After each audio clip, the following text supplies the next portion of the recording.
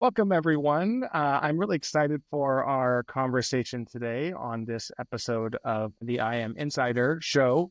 And we are here today with two leaders in the integrative space who are doing some exciting work applying big picture approaches to the very complex and important work of climate change. So I'd like to briefly introduce Gail Hochatska and Lisa Gibson, who are leading the Salt for Climate initiative.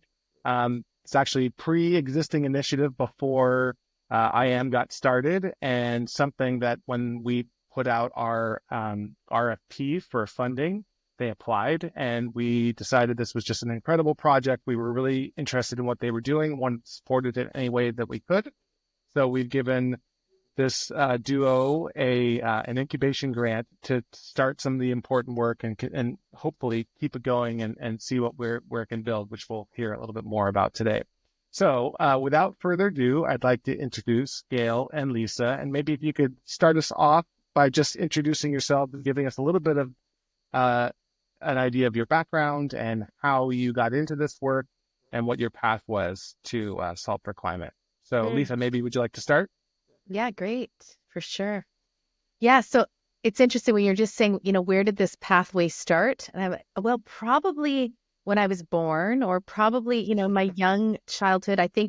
There was, I think I've always been um, drawn to this question of why is there so much suffering in the world? Like that was sort of a core uh, query that I held like as a child. And I think it led me to study social work and to work frontline kind of in my early career with at-risk youth and street involved youth and in the youth detention system. And I worked in that space for a number of years, and it's an intense space for sure. But I think there was a way in which I felt like my work needed to be more systemic, and really I was interested in kind of getting at the root kind of causes of issues. And so from there, I began to work more in particularly around social kind of justice issues, often in multi-stakeholder spaces where there was a lot of conflict and polarization. So issues like sex work and sexual exploitation, and really holding this question of how do we build, how do we build collaborations across tremendous spaces of difference to advance goals, for wellness and dignity and wholeness for some of the most marginalized people in our communities. And that's been a big kind of piece of my work, is kind of working in spaces of where there's a lot of tension and difference and polarization.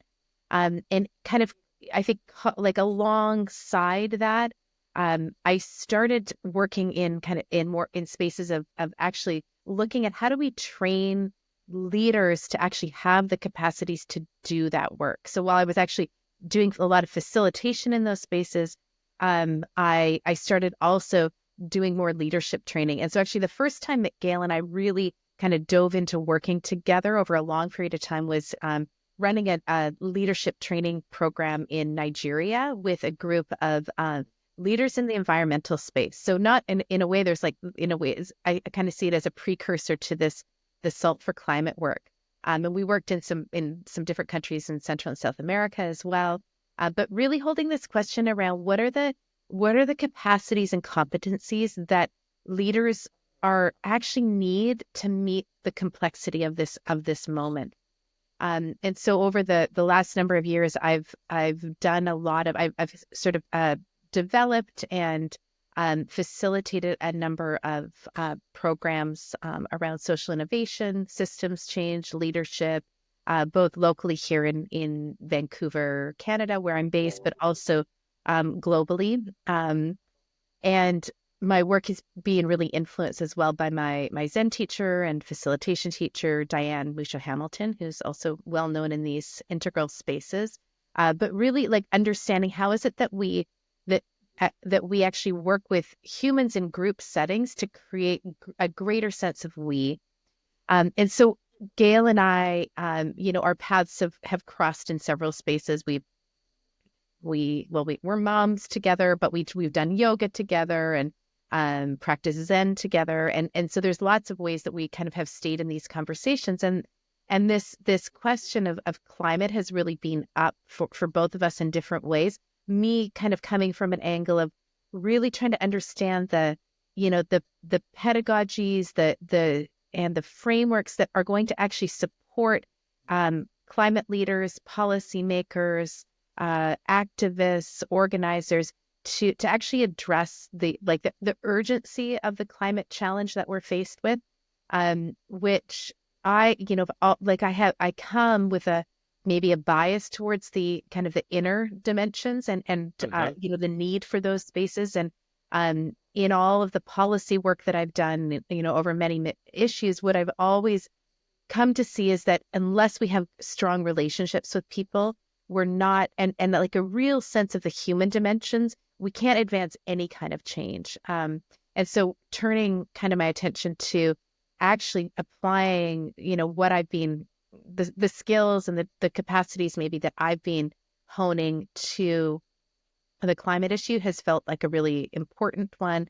And it has allowed Gail and I to kind of hone bring our different skill sets to that space. And so that's part of how we came together to be doing this work. Well, thank you. That's a wonderful introduction, and there's a lot I feel like we could dive in on just your background in terms of how that influences the work you do. But we'll have to get to that as we proceed. Gail, why don't you tell us a little bit about your path to this, this program and to this work that you're doing now? Thank you. Yeah, welcome, and thank you so much for having us here today. So, for me, similar to Lisa, my story began a long time ago. And I worked originally, I was working in temperate rainforest ecology and then in environmental issues, both in Canada, where I'm from, but also down in Central America. And this whole while, I was just really puzzled why so many of the ways to tackle environmental issues were using external or exterior technologies or methodologies and not really getting at the human side of these sustainability questions or issues. So I would say my path both to an integral, the study of integral theory, as well as an approach to an applied metatheory, has been that inquiry of how we bring together the human dimensions, which are so many times interior, with these more external practices, like natural resource management or certain kinds of conservation approaches. So I've come at this with a deep interest in human interiors. And there was a moment where I had to shift away from working in international sustainable development, which Lisa had mentioned. We actually did some shared work together in Nigeria. But I had to shift from an international focus to one that was just more located in Canada. And there was actually a time when I was enrolled in a master's for counseling psychology at the same time as I accepted a PhD in climate change. And so it was a short overlap, but that happened. And in a sense, I always chose to be on the side of, the exterior side, the environmental issues, the sustainability issues, climate change. I never did, formally study or practice in psychology. And yet I've always incorporated psychology into this work. And the reason for that is really what we find in Salt for Climate is this interest in how we might bring a focus on the human dimensions, a bit like salt, into an existing array of practices to address climate change. But bringing those human dimensions in, how could that catalyze greater traction? How could that bring us closer to the sorts of emissions reductions that we seek in our societies? So I literally yesterday I was walking with someone and he asked me, like, so have you formally, studied psychology? Because you certainly work on it. And I was like, I actually haven't. I almost did, but I chose to do climate change through the lens of the psychology of climate change. I bring it in, but not directly as a practitioner of psychology. So that's just an interesting feature to my background. So I wear a couple hats, one of which is as a researcher at at the university, at UBC, but I'm also seeking to really apply some of this work and gather up the broader trajectory of my career that has worked in many different spaces and cultures and contexts, working towards sustainability objectives. And this is the work with SALT that Lisa and I are doing together. And so, yeah, really pleased to dive into this today with both of you and see what we can do together this next hour or so. Yeah, I'm really excited too. I think your backgrounds are just really interesting, and it's interesting to hear a little bit more about how you came to this work, and in some ways, kind of through the back door. And I'd love to dive in on that a little bit as we talk today. You got into a little bit about what Salt for Climate is, Gail, but maybe if you guys could give our audience a little bit of a synopsis of what the initiative is and how it works and what it is it's trying to do. Gail, why don't you frame that? Because I think it comes nicely out of the research that you have been doing over the last number of years. Yeah, thank you. Oh, yeah, that's sure. I'd be happy to take a first stab at this. Yeah, so SALT for Climate it stands for Sensemaking, Action, and Leadership Training for Climate. And so there's many ways you can go with that acronym. And the first way is what I was alluding to in my introduction, which is literally a salt in a meal that lights up and catalyzes flavors just by adding something very small, something greater than the sum of the parts arises. And that's probably our go-to way of explaining what we seek in this initiative. But there are other ways to unpack that name. Maybe we can get to those a little later. But the idea with this is that there is so much we have to bring to bear on the climate challenge at present. The technology is in place in a way that it actually, maybe hadn't been even as recently as 5 or even 10 years ago. But it's there now, and we have a global framework for how to, a global impetus really to get at this. We have a lot of national commitments and targets that have been laid out. So what is obstructing our ability to achieve those targets? And that's really, where we come in. I mean, we see this as having, the way I describe it sometimes is like a whole sort of psychosocial layer to this challenge that is not really being centered in our current approaches, and yet is the very key to unlocking some of this potential. And so we've honed that down to sense-making, action, and leadership training for several reasons. But the first one, sense-making, is that it really does come down to that. It's like what sense we make of this issue varies. And the reason for that is that climate change is incredibly complex. If we were talking about something that we could all agree upon, like say, a mug, or to take it into the environmental sector, say we're talking about a polluted stream in our neighborhood. Right. This is something very concrete that we can readily agree, oh, this is what it is. This is what we should do about it. But when you take something incredibly complex, massively distributed in space and time, for which we need our sense extensions to grasp and knowledge around, it immediately becomes hard to make sense of, let alone how it affects our identities, our cultural identities, what it means for our livelihoods, how it's going to change our cultures. I mean, these are big issues that complexify the sense making around climate. So that's a big one.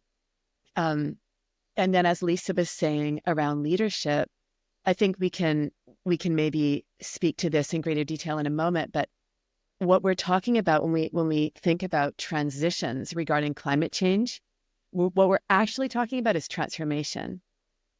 And transformation involves release. It involves actually dying to what is, so that something out of that liminal space, something else can arise. And so that transformation trajectory is not one that our leaders are trained to manage. We're scrambling at this like it's a technical problem. And what we're actually realizing is that this is about transformation. So what are the leadership competencies to wayfind through that transformation or midwife through that transformation. And so these are the sorts of questions that Lisa and I have sat deeply with, and what we're constructing Salt for Climate to be able to address. And so that's beautiful. And there's a few pieces I'd like to come back to in there, but to get a little bit more concrete, how does, so you're bringing these interior dimensions in, and you're bringing this idea of, not just sort of external transformations in terms of how we shift our energy approaches or how we shift the ways that we are reducing our climate impact, but that there's an internal transformation, a cultural transformation that needs to happen as well. So how does the Salt for Climate program actually facilitate those kind of interior and cultural transformation? Yeah, great question.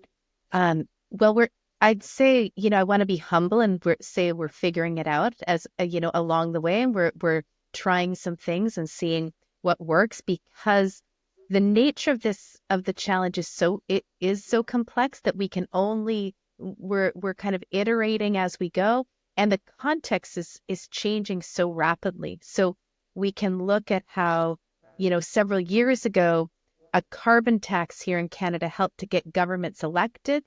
And currently it's the thing that might actually swing an election, towards a different party. So the context is constantly changing. But what our kind of proposition is that if we can actually support leaders in the climate space to grow their own competencies, and I think to engage in that transformation, like Gail was speaking of, that is at their own, like, starts here and then is about actually the collectives and about the systems approaches, but that transformation has to be across scales as well. That's a really important piece of it.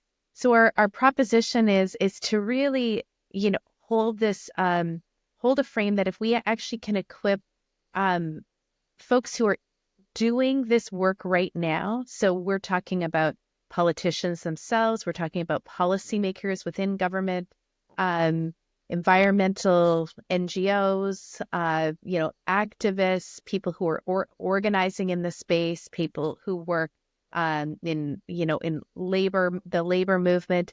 If those people can both kind of build their own capacities to be able to navigate uncertainty, be able to work across polarities without getting drawn into their own drama or their, the foregrounding of their own perspective as primary.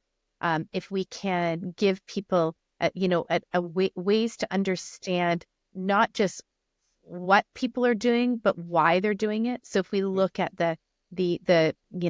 if we think about folks in the kind of climate denier space, there are people who are behaving in particular ways, but what we're really interested in is why, and not just what people are doing, but really trying to get at the things underneath, so that there can be more effective climate communications, there can be more effective engagement to move people towards policies that are going to be supportive of a more healthy, a healthy and thriving future. And if we can also give people the capacities to navigate the fears and what lies ahead, around the realities of climate, it doesn't, we're not in a place where we can, genuinely say that things are looking good, so it's like, so the hurricanes, the impact of the hurricanes, we have to also look at how do we respond to the not just the in the moment, but people's anxieties that are arising, or people's anger at climate policy. How do we have the capacity to navigate those? Mm-hmm. And so if we can support leaders to build their own competencies, and if we can build a what we would say a community of practice that's engaging in different ways around climate action, then what we hope is that sort of both the individuals, but then that kind of the kind of the community of folks who are understand the importance of the human dimensions and are trying out new ways of engaging in climate that actually take into account the human dimensions of climate change. Our hope is that it can actually create some new pathways forward. Because as Gail said, we actually have really good responses, and like the technical part of climate change is not such the mystery. It's not just what do we do with the how do we it's not all a mystery. We know a lot of what we can potentially do, but we don't know how to get people on board around that. We don't know how to get a collective agreement to change our behaviors. We don't know how to understand why people act in particular ways because they're are they afraid, or are they angry, or what are the other I think triggers to people's nervous systems that actually have them behave in particular ways. So that those are some of the areas, but kind of that frame of individual, and then really building a community of practice that is engaging these issues in different ways is really the core of what we're doing. Yeah, it's interesting. As I'm hearing you guys describe your work, two things kind of jump out at me. And I would be curious to hear sort of what the response is in regards to these two approaches. But in some ways, what it sounds like you're doing is introducing like a patience and an openness in the face of this, like, at least in the part of many climate activists, the sense of urgency. And we all feel the urgency, but to some degree, what you're saying is like, it's okay to pause, take a minute, and understand, your thinking around this, explore your own thinking, explore the thinking of the people who might be in opposition to what it is you're trying to advance. So to me, it strikes me, and again, I think your Zen backgrounds, I'm sure, come into this, but there's this idea that, like, let's create a little bit of space to make sure that we're being a little more aware and a little bit more self-aware around what the conditions are. And then the other piece is that you're pushing back against this idea that it's simple. And I think that's another thing that, at least in my perception, has held back, many causes that are important to me, but climate certainly being one of them, which is, this is simple. This is how we do it. This is what we need to do. And we've got to do it in this particular way, or society is going to collapse. And I think that there's a way in which you're bringing both sort of a little bit of patience, and a little bit of a pause, and a little bit of reflection into the process, as well as, pushing back against the idea that we have all the answers and we know exactly what it is that we need to do. So I'd be curious if that resonates with you as a couple of the barriers that you're working with, and what the reception has been as you've introduced, this idea of let's pause and let's do some sense making when there's this huge sense of urgency on the part of climate activists. So I'd be curious what your sense of the reception is of that kind of work. Yeah, great synopsis there of those two angles. I would say that that's true. I mean, there's a way in which engagement around climate is still kind of it's captured in this modern sentiment of like treating people like objects.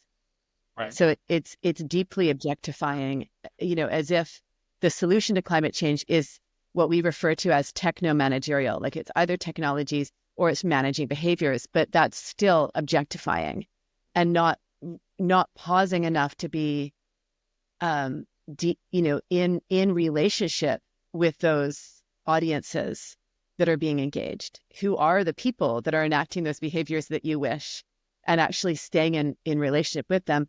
So we do our trainings, and people come away with this notion of, they'll write in the chat something about empathy, and it's like, we didn't actually even say that, but that's what they're getting out of what we're teaching. Is this, it's slowing down, it's actually shifting from objectifying into being more relational, from treating people like objects to this deeper and empathetic way of being with each other on this complex issue. And so what I would say is that, to link with your second point there, Josh, around it, us kind of challenging that it's simple. It's also challenge, there's a whole series of climate policies that have been carried out in Vancouver, and Vancouver is historically one of the most innovative cities in Canada, often in North America for certain things. And yet, even here, we've had these climate policies over the past few years that have just either never seen the light of day, or they've been repealed when they've had some successes. They've nevertheless been, torn down for one reason or another. And part of what we're saying is, whoa, we've skipped over some steps, and in our simplifying and in our reductionism that's still present in the climate response, and instead need to just pause and realize that this is a collective action issue. So if we're going to engage it as such, we need to take the time to get to know who needs to be involved. Who is this we behind this climate action? And we can't assume a global we. We can't assume that there is an automatic commitment to this challenge, because there isn't. And the assumption that there is actually shows us, unfortunately, by these climate action strategies failing, that we've missed it, right? So those are just some thoughts, just riffing on your synopsis of those two categories. Lisa, do you have anything you wanted to add to that? Yeah, I have a couple of things that are just a couple thoughts that come to mind. So one of the quotes that I love, that from Bayo Komolafe, who probably both of you know. I know he's a philosopher in these times, but he says, "The times are urgent. We must slow down." And I think there's something in that is kind of really speaks to our angle. I think there's a place for urgent action.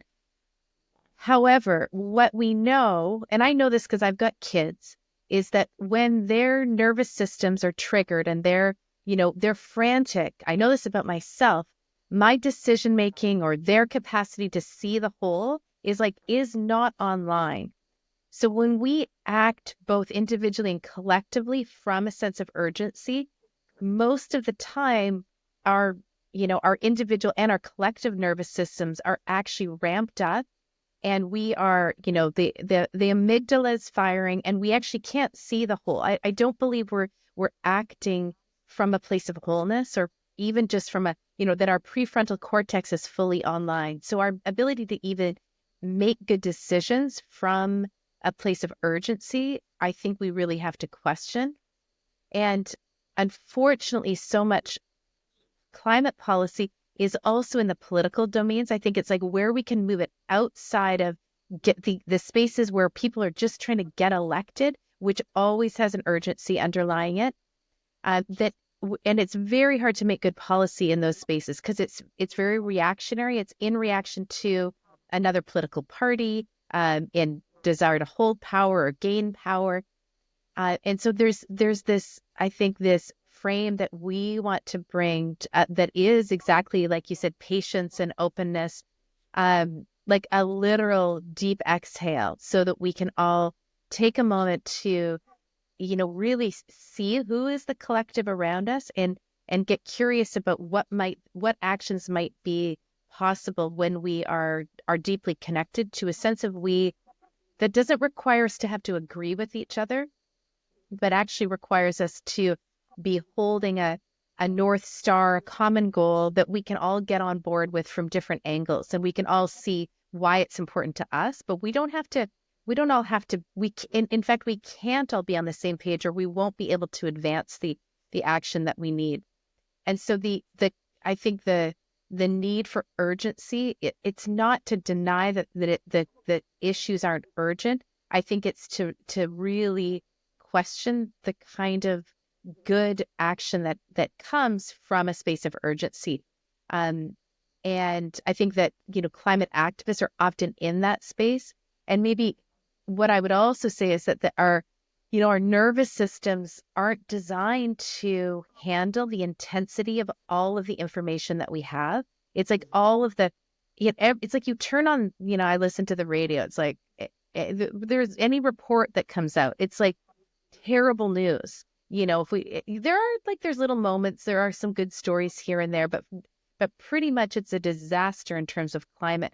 And the visuals that we can, that if we get the images we get, the knowledge, the amount of knowledge, it's like our nervous systems haven't evolved to be able to handle that much intensity. So there is a way that we actually have to bring in tools to be able to slow down so that we can take the next right step, not just the step that feels like anything that we're grasping for, to make some kind of difference. Yeah, I love that. And there's so many things it makes me think about. I mean, one of them is that, I've always had this sort of zoomed out view when I see people who are particularly, say, an activist in a particular space, who are frustrated that there's not more progress on this big, complex, issue that they're working towards. It's always struck me as interesting that it's hard to recognize that in some ways, these are completely unprecedented challenges. Human beings, throughout the course of our evolution, have not had to, have access, as you say, Lisa, to information, mostly bad news coming through the web or the news, constantly bombarding you with what's happening around the globe. So there's just a sort of sense-making overwhelm that comes from being presented with all of this information. And then we've got these global challenges that require a sense of awareness and identity and a collective responsibility, and a sense that, there's lots of different interests that need to be balanced to some degree, no matter how we solve these. That those are totally unprecedented. And in some sense, to give ourselves a little like patience or goodwill or something, that we're negotiating something that never really has been negotiated before, and that any civilization is likely going to have to go through these kinds of challenges. If you just imagine, hypothetically, that you're going to reach these collective action problems that require new ways, not just of technically solving the problems, but new ways of relating, new ways of problem solving, new ways of building political consensus, new ways of building identity. And so it strikes me that just that, I want to commend you both that you're sort of on the leading edge of that realization that we're in uncharted waters here. And I think what that potentially does, I'd be curious if you feel like this is true in your work, that it gives people an opportunity to have a little bit of grace. I think that's the word I was looking for themselves and even for their potential political opponents when it comes to dealing with these big, complex issues. I'm curious, how does that frame resonate with you in terms of the work that you're doing? Yeah, that's interesting. I love that notion of, giving ourselves a little bit of grace, given the complexity that we're facing and the novelty of it. Yeah, and just I think the word I want to pick up on here specifically is when you said grace also for our so-called opponents. And I think that is, given that this is a collective action issue, it doesn't matter if the US reaches its climate targets if the rest of the world doesn't, and vice versa, right? So it's like everybody at some level is working on this in concert, and we've never done it. I mean, the unprecedented nature of that is really profound. And so what is possibly our biggest threat is not what we think it is. It isn't necessarily even like more and more greenhouse gas emissions. What our biggest threat might actually be is polarization, such that we are locked out of the actual synergies and collective commitment that we need to address this. And so that notion of holding grace for our so-called opponent is like a radical idea. I mean, just, it's not happening on the left or the right. Like it's really not. And so there's something, and I'm definitely paraphrasing, because one, I never heard him say it directly. It was paraphrased to me, and now I'm paraphrasing the paraphrase. But it comes originally from Tad Homer Dixon, who's a complexity science scholar out of an institute here in Canada. And he said something to the effect of, the answer to sharpened polarization is not to be right.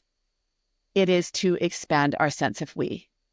And I think that is just so well said. And it's in a way, it kind of goes to your point about, providing some grace for ourselves and others in this, is that, that's what we're doing, is we're wanting to expand that we, so that we're not further exacerbating a polarized discourse that then leads to these climate policies and climate actions just not being taken up. So it's interesting, because I feel like there was a time where, I think when Lisa and I first got involved in thinking about human interiors and how to work with more integrative approaches, integral approaches, transdisciplinary approaches, it was kind of like, let's try this out, and now it's like, we can't not do this.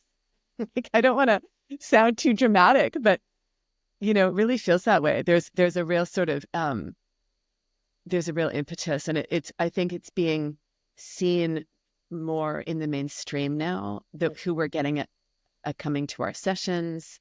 They're then in turn inviting us into other spaces to further, amplify this sort of work. I think it's just a testament to, more people realizing we can't not do this. Yeah. Well, that's actually interesting. Sorry, go ahead, Lisa. No, yeah, I was just going to say, I think that we can't not do this, because whether it's trying to advance good climate action or good climate policy is one side of the street, but the other is the impending impacts of climate change itself, which are only going to worsen. And so then it's like, if we don't also have an expanded sense of we in that space, then does it matter if your neighbor, has the same politics as you when the hurricane hits? It actually really does. It's like when disaster strikes, how do we actually, in a way, be good humans with each other? So it is climate issue, but it's kind of, I think a lot of this, it comes down to what are the kind of humans that we want to be, and what are the kind of collectives that we want to invest in, that isn't just about rightness, but actually is about an expanded, sense of our collective. And that even is, I would say there's such a value and an importance of activist spaces that are nudging us in a particular direction. So that the work is also not about getting everybody to be the same and act the same and feel the same, but actually it's like grace kind of extended in all directions, and really feeling what is the value of the different perspectives that are at play, and what are they offering, and what do they point us towards, and how do we find the upside of those perspectives and to join with, and then how do we invite people into different kinds of conversations. Yeah, I love that. And it really points to something we talked about in an earlier conversation that we had, which is that it's not learning about the other, or learning or taking on the other perspective, or expanding our collective identities for the purpose of convincing someone else that they're wrong and your approach is right. Or it's not about translating your message in a particular way that's going to resonate with that person. It's actually about creating a new we space and opening yourself to new perspective, not for some sort of utilitarian, function in service to the larger activism, but in service to itself, which brings a totally different character to the work than some of the attempts that have, been tried in terms of taking these integral approaches towards climate change, which has been largely around how do you message to different values. I see you guys taking a very different approach that I find very refreshing. Mm-hmm. Mm-hmm. So I'd love to hear a little bit about. So we've kind of identified sort of a few ways in which your approach is pushing against traditional approaches around climate change and climate activism. So there's a patience in the face of urgency, or a grace in the face of urgency.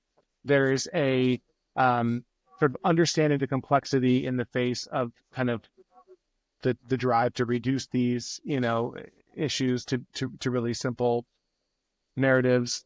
And there's a willingness to listen to and try and understand and take on the perspectives, values, conditions of other players, other stakeholders, whether they know it or not, in these kind of challenges. And you've done actually a few trainings now. I'd love to hear about those, but specifically, I'd love to hear what's the reception been to these kinds of approaches. Are people? Do you find that there's resistance to, pause in the face of urgency, or to take on board other perspectives or other, kind of counter narratives around some of the stuff? Or is there some receptivity? Are you noticing that people are resonating with the opportunity to try this new approach? Yeah, I mean, I'll take a stab at that, Lisa, and then chime in if you have things to add to it. So I would say that, we're encountering a bit of all of it, Josh, to be honest. There's a natural way in which, if you're accustomed to working in an urgent manner, and you're managing a media space which is telling you to be urgent, it's hard not to be. So like I say that with a lot of compassion, like that's a very natural response to the issue of climate change. And so we have encountered that, like in a single meeting, there'll be a range of perspectives that come forward, and some will inevitably be urgent ones, and resistant to kind of let go of the agenda-driven way of addressing climate change. But there's what we seem to find coming to our sessions, at least, are people that are, for one reason or another, they're facing complexity and no longer willing to kind of ignore it. And so they're coming to our sessions seeking. I mean, one could say it this way. There's a pain that they're bringing, that they're seeking to resolve somehow, a knot that they can't untangle on their own. But another way to say that is just less kind of like, I don't know. I mean, less dramatic. They're open-minded, and they're curious. But there's typically. So the responses we've had, like Lisa said, they're across multiple sectors. And so that's been really interesting, because you with this issue, you don't always find people from these different sectors working together and chewing on the problem from different vantage points. So, local governments who realize that their constituencies and their populations are incredibly diverse, and they're in a phase right now of polarizing. They bring a certain kind of view to that. Whereas environmental NGOs and activists, because they're largely, in this sort of fight mentality, I would call it that, and just really sort of pushing their own view, and they're in some ways speaking to themselves often, they may not have a chance to encounter some of those counter views. So even the conversations occurring in our sessions can be quite rich, because we're learning together. And there is learning happening. I would say, I recall one person from an ENGO realizing, oh, we're in a persuasion model still. And they hadn't actually had that insight, with the one you were mentioning, Josh, around taking your view to and learning of others' views so you can convince them of yours. Right. That's the persuasion model for climate communications. And so, even that insight arising because of the space that we had created, regardless of the content that we were introducing. It was in part the content, but it was also just being amongst these other actors. So so maybe I'll pause there. Do you have anything to add to that, Lisa, that I might have missed? I kind of went down off a few tangents. No, I think that's great. I think, what currently our offerings are self-selected folks who are coming in. So I think, there's a bias because there's interest. People are self-selecting to come. They've got a knot that they want to untangle. And I think there's an interest because we're presenting something that's different. I think what also I really appreciate about what we're doing is Gail's kind of background in research. It has been a way, I think, an important way to bring people along in seeing the need to, like, what's, a lot of the spaces that I'm in when I'm teaching, systems thinking, complexity thinking, social innovation, or leadership, that people really want to be there because they're wanting to learn something. There's an interest in transforming, and they're kind of bought in already. But there is, I think, a real value in having good research and data that actually speaks to what we're describing. It's not just that we've said, oh, it's a techno managerial problem that isn't addressing the human dimensions of climate. We actually can see that in the research. There's actually some really important research that Gail and other folks are doing in the field that is pointing to this and actually can be backed up.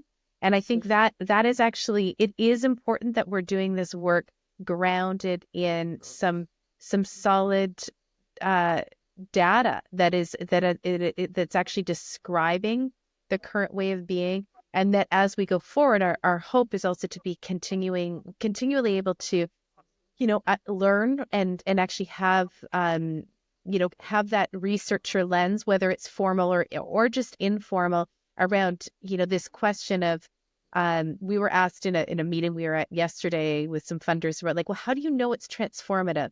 And I think it's such an important question. It's like we don't know until we know, and we can get the feedback from people, and our offerings are quite short at this point. We imagine a longer container, a supported practice where we can go deeper, and the transformative trajectory is a longer one if we're really talking about supporting human development and growth. And at the same time, we can have little pops of, people can have little realizations along the way. And I think when anchored in a lens of being the scientist, the researcher, in the, again, the informal and the formal ways, is a really helpful tool to create buy-in and interest and less resistance to the things that we're offering. Yeah, it kind of gets into that learner mode, which it sounds like you guys are employing in your work with building, this organization and building this initiative. And it's really central to what IM is trying to do in general. We generally think that if you're in a mode where you're trying new things and you're learning and you're getting feedback and you're adjusting your approach based on what you're learning, you're probably at the edge. You're probably doing something that is novel, that is transformative, that is potentially emerging. And so I love that approach.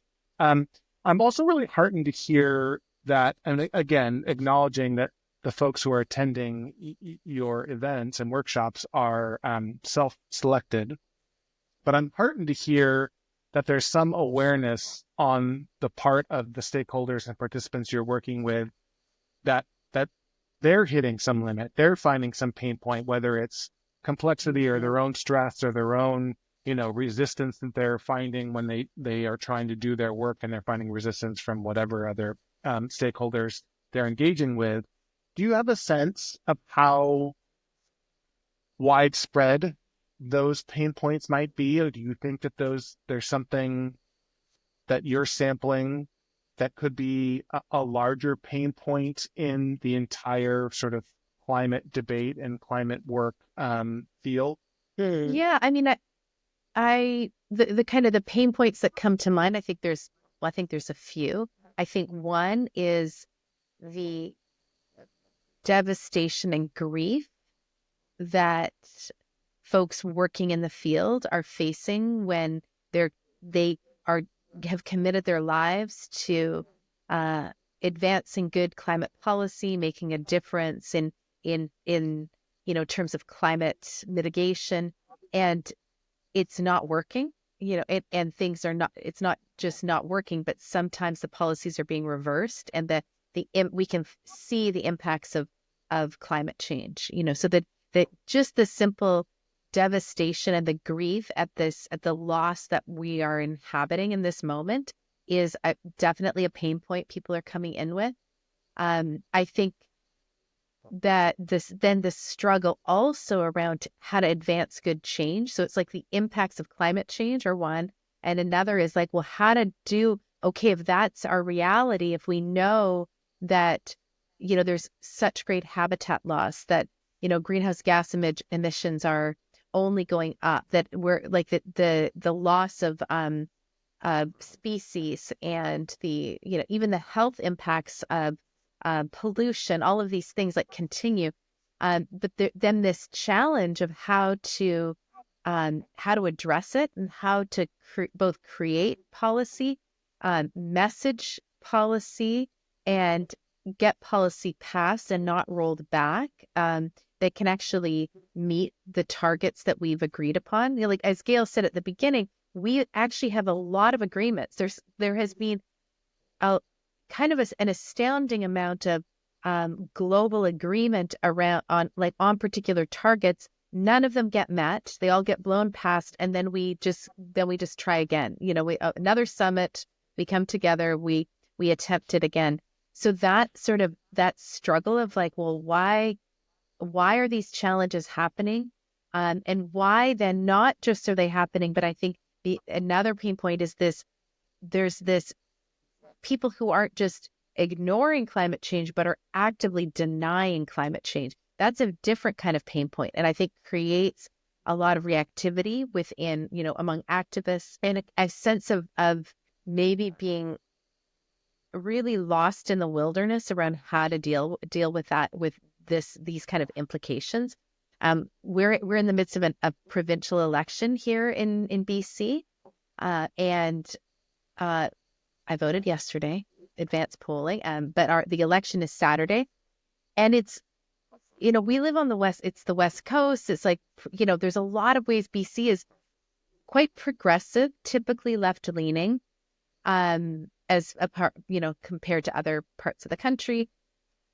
And our, you know, the two parties, you know, our what we call our conservative, more right-leaning party, it is quite wild. Like he has a history of active climate denialism, which is that's a different flavor. That's not just, oh, big business. We're actually, there's a way where we need to, you know, support industry. There's actually a flavor of climate denialism that's present. And this is in a space where that is kind of it's not where I would expect it to be, but of course it's here because it's everywhere. So there's this real people here who are in these spaces are holding this possibility that a fairly right-wing government is going to get elected that wants to roll back commitments to the UN Declaration on the Rights of Indigenous People, that wants to roll back, you know, a lot of the climate commitments. So then what do you do? I mean, it's from one perspective, it's like, oh, wow, there has to be some creative opportunities there. But there's this pain point in terms of the people doing the work and not having leaders that are necessarily supporting, that are in alignment with their work. Mm-hmm. So it's not that you're seeing those kinds of folks in the workshop that you're doing, but you're helping to some degree the folks that you are working with to process and respond to those kinds of, you know, perspectives, right? Yeah. And maybe there'll be spaces, I think, for these kinds of trainings. It isn't attracting the kind of those perspectives, but we're interested. Where are those spaces where it would be important to invite those perspectives in? You know, how do we navigate it? We're really looking at building the leadership, you know, capacities to be able to go and, you know, navigate those polarized spaces. And there's also places where Gail and I are being invited into, you know, present at a conference, and that will be those are different kinds of spaces where there's a much greater range of perspectives that are present. Yeah, I would say just the interesting phenomenon here, at least in BC, and I think it's true across Canada and probably in other parts of the world, is that we actually have a very high climate change concern in our population. And so this is running alongside some intriguing gap between that concern and an ability to act on climate.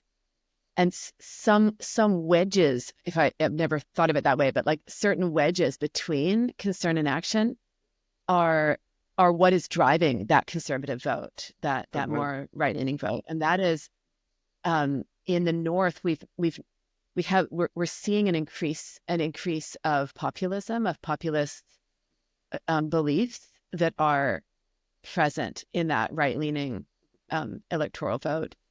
And it's completely related to the climate challenge in a couple different ways. But like the two faces of populism, one is a voice of I'm being left behind economically, technologically, my livelihood's changing. where this country's going is leaving me behind. So it's a very emotional, affective complaint. Then the other side of it is a strong distrust of elite. And that's in some ways, directly from some of my research, like the biggest indicator we're seeing in terms of populism. And so like the very mechanisms that we typically need for collective action issues are governmental. And so if there's an anti-elite sentiment in the population, it's going to undo the very mechanisms that we may ultimately need to get at this issue. So both of those aspects of populism are quite concerning. So who we're getting in our sessions are people that are recognizing that complexity and coming to us saying, what do we do about this? Or we want to learn with you. And because they know that that's what we're chewing on. And so just to complete my piece, I don't mean to ramble on here, but in that very thing that I'm describing, we see these strong emotions that are tied directly with net zero climate solutions or transitions. And the strong emotions that are not considered, they're not sufficiently considered in climate action plans. They're not maybe at all considered, but they're not sufficiently considered. And so they fester. And when emotions are left to fester and they're uncomfortable to the self, they can often get repressed and shadowed and be therefore kind of like left vulnerable to things like disinformation, misinformation, vested interests that come in and use that unaddressed emotion for its own purposes. And so post-truth culture, post-truth media spaces just exacerbate all of that, because suddenly there's just way more access to people and with, really emotional ways of messaging to them. And so you can see the complexity that we're in and we're grappling with. But, a lot of it comes down to what you were saying about just, slowing down and being able to sit with what is the emotion here, what is valid about the emotion here, what needs to be really overtly accounted for in whatever I'm going to do next in regards to climate. How could that change how this is unfolding is really an unanswered question that we're hoping to like add some material onto to possibly answer, or at least, contribute to answering. Yeah, I'd love to hear, sort of what success looks like for your initiative. Like, how would you know that what you're doing is having a real transformative effect on the space? And I'm wondering if you have any early sort of like success stories that might indicate to you that the approach that you're taking is landing and is starting to change, hearts and minds of the folks that you're working with. Yeah. Maybe I'll take a step at that first, Lisa. So we haven't actually fully mapped that out yet, Josh. So I appreciate the question. But what I would say is that my concern over these years has been that climate change response, like our notion of climate action, has got very constrained into a practical set of solutions. And that's when I was referring to techno-managerial, like technologies are managing people, like that sort of, like our response to climate is, make more EV charging stations. And that's a practical solution, but it's just so superficial. So there's one of the frameworks we use includes practical sphere solutions, political sphere solutions, and personal sphere solutions. So those are three like nested, imagine them as nested transformative spheres. And so I think success, if we were successful, we would start to see really clearly climate action being conceived of and acted upon beyond the practical sphere as also a political sphere engagement, which is more like activating people's sense of agency, including them in like citizens' assemblies and, just really activating this part of our society that where civil society can actually chime in on solutions. And then this personal sphere, which is worldviews, values, these beliefs I was mentioning, those climate emotions, how to work with those in a more robust way. And that all three of those would be more of our response to the climate challenge. That and the notion that it is transformation. It's not just like tinkering. but it's actually a process of transformation. I think that would look pretty successful if we could manage to shift that discourse and that practice in that direction. Yes, I'd love with the remaining time we've got to zoom out a little bit and talk specifically about sort of meta theory and how it's, I'd love to hear a little bit about how explicit you are about some of the, integral and integrative meta theoretical frameworks that you use. I'd be curious to know, is that something that's more implicit, or are there ways that you're actually explicit in introducing some of those frameworks to people? And then I'd love to follow up afterwards and ask, what this community that I am is trying to build might be able to do to support your work. If there's anything that sort of missing from your toolkit that this community might be able to support or provide or help in any way. But first of all, let's tackle the first question, which is, how explicit are you about some of the big picture frameworks that you use in your work? Well, I think what Gail, the frame that she just introduced very much comes from meta theory, but is sort of translated to the climate space. So this notion of the personal, the political, and the practical has very clear connections to quadrants. We are, the last workshop that we hosted, we were actually very much focused on worldviews and evolving worldviews as an important frame for people to understand.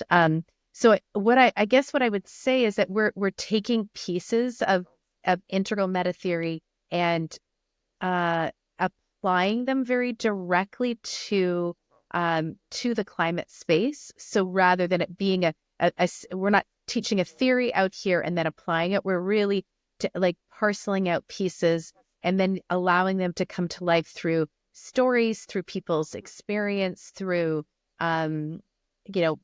embodied experience. We're doing, voice dialogue, for example, around, with worldviews, and having people have a felt experience of the worldviews and how they actually evolve through their own perspectives.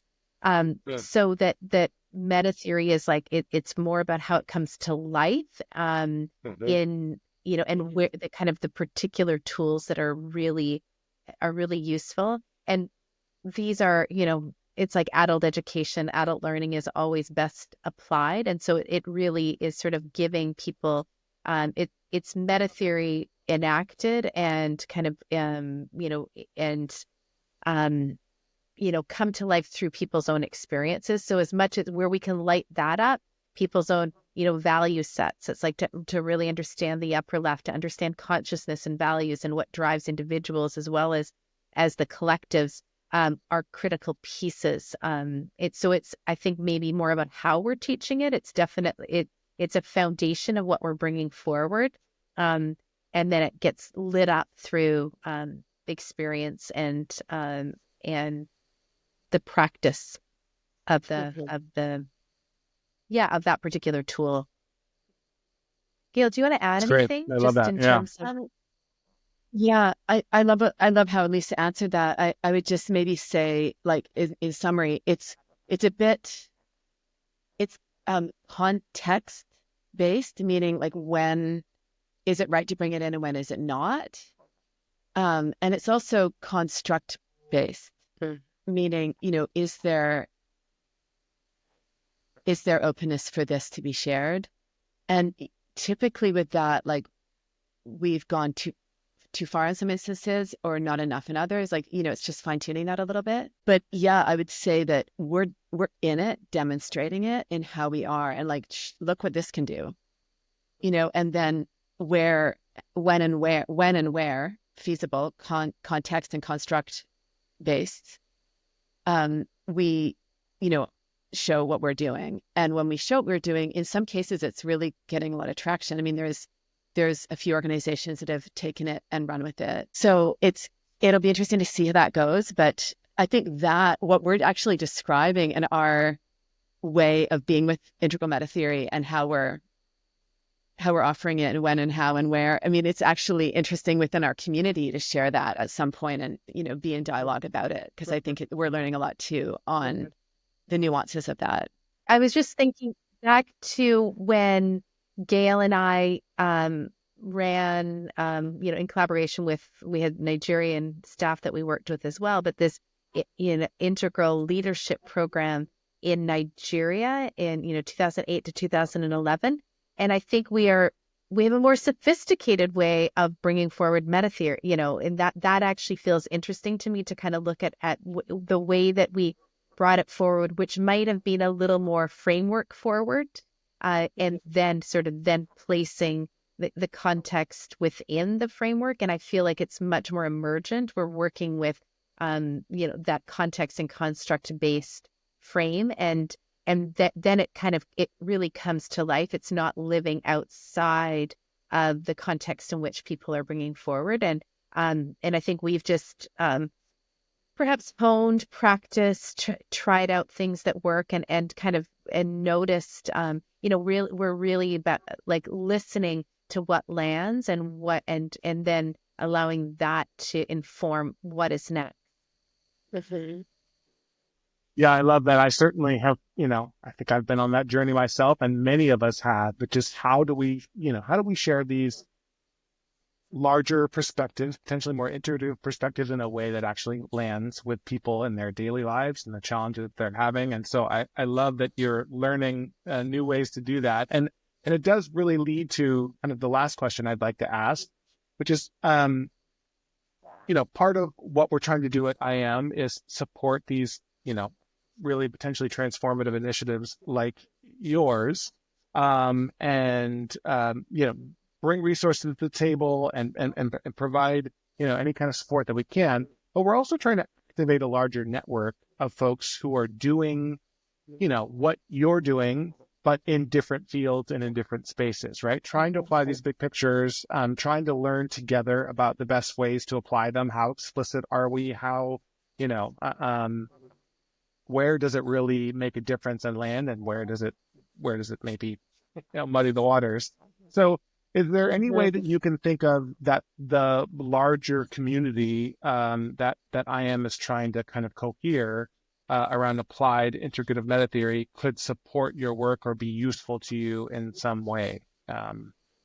Ways you can think of. Gail, do you want to start? Yeah, it's a really good question. I mean, just in terms of what we were just saying, as a learning community that we can be part of, that would be incredibly helpful. Some of the people that are surrounding the Institute for Applied Metatheory community, we have known for decades. And even that alone, when you say, what does success look like? What does transformation look like? You can't really know unless you're decades in with the community of others, right? So there is something about that feels really rich and beautiful. And I hope that we would be the same for others in the community in that regard. The other thing is it's like the more you know about a complex issue, the less you think you know about it, because you realize how much you miss. And I think that that's another quality of this network that can be really supportive to Lisa and I with Salt for Climate, is just helping us see what it is we don't see, and helping us fill out knowledge sets that we simply don't have. And so, yesterday after coming out of some funder meetings, I was just like, wow, no one ever taught me how to do a pitch. I have no idea what I'm doing. I'm just winging it, so for example, but there's numerous other ways where we could draw on the network to build out, our missing pieces. So I see that. And then just, amplifying the work, hopefully. What Lisa said earlier about working across scales, that's incredibly important. And so I would love to see this scale. I would love to not just incubate our projects, but as a program, like incubate these as possible programs that are taken up across different parts of the US and Canada and other parts of the world. So I don't know, Lisa, what would you say? Yeah, I love those pieces. I think, the primary piece that comes to mind is really the learning community part of it. And I'm interested in also not only how we're applying meta theory, but even, like you said, these aspects of, well, how do you grow a really strong organization? I mean, we both have decades of experience in the nonprofit space, but there's something, there's questions that we're holding around how do we do this work well? What are the structures and the systems that are going to support the deepening of the work and the scaling of the work? So that's, I think, that's always a space that we're interested in. I'm so good in the nonprofit space. The entrepreneurial space is sort of I have lots of ideas. Like I can just give me some money and then I can do the thing. But the sort of the building of like bringing in a business framework, a business mentality to kind of like the building of an organization feels that like that's always a space that we could use support. And I'm thinking at our last workshop, Gail had invited some of her integral colleagues and to attend. And it was really lovely to have folks who aren't just new to the material, but actually are actually elevating and supporting, bringing in their perspectives. That actually helps to lift up the entire container of learning. And so that was, I think that's an interesting way as well, as even just participating in some of our offerings to actually bring those perspectives in and to light up a lens and a framework through somebody who's really familiar with worldviews, for example. That's actually helpful when everybody's new. It's a more uncharted territory, but when there are folks that have actually the lived experience. We stayed on with somebody after who reflected, just like, oh, right, I forget that this is new for people. Like for a number of the people on that call, that was the first time it had been framed in that way. It's not that they don't see it or they could relate to it, but it's actually the introducing those frameworks and is when it's that newness, there's a real, opportunity to kind of support the broader learning community as well. I love that. And I think I can think of lots of ways where I am and the larger sort of community and network we're trying to build would love to sort of hear what you're learning in your approaches and find interesting ways to contribute. I feel like we kind of just scratched the surface here. We've been speaking for quite a while, but there's so much more I'd love to go into. So we'll just have to do this again sometime and hear how your progress is going. And hopefully we can maybe find some interesting ways to capture and share what you're learning with the larger community folks who are trying to apply these big pictures into all the different complex challenges we're facing as a society. So I want to end just by thanking you both for your time this morning. But more importantly, I just want to thank you for your leadership in this space and for being willing to join IM as partners in this larger work that we're trying to do. You're both very inspiring, and I'm leaving this conversation feeling really enthused and hopeful about the impact this kind of approach can have. So thank you very much for the leadership you're providing in the community. Thank you, Josh. Thank you, Josh, for the great questions, for your presence, and for helping us to understand our work. There's something about actually speaking about it and that actually is helpful in our own sense making around what we're doing. So I just appreciate that opportunity. And yeah, all the work that you're doing to advance these ideas and create community. Yeah, it's nice to have Likewise. places where Thank you so much. can be straight to the metal, right? Yeah, exactly. Yeah.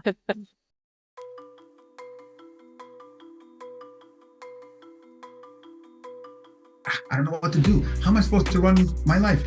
How am I supposed to even make sense of the news? By virtue of the very fact of wealth inequality and the way in which it distorts a system, it also generates the seeds of its own destruction. Meta crises are exhausting, multi-generational problems. We cannot afford to just burn out. All the ways we try to sever the subjective from the objective, all of these things have collapsed. You might realize that you're framing the problem in a particular way which prevents you from solving the puzzle. The only way to handle a meta crisis is with a meta framework.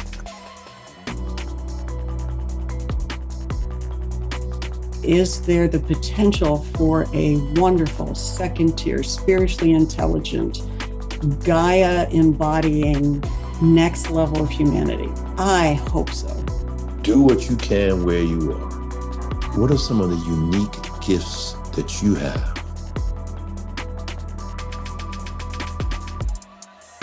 We can see all of these worldviews as essentially portals into whatever version of sustainability makes the most sense or carries the greatest meaning.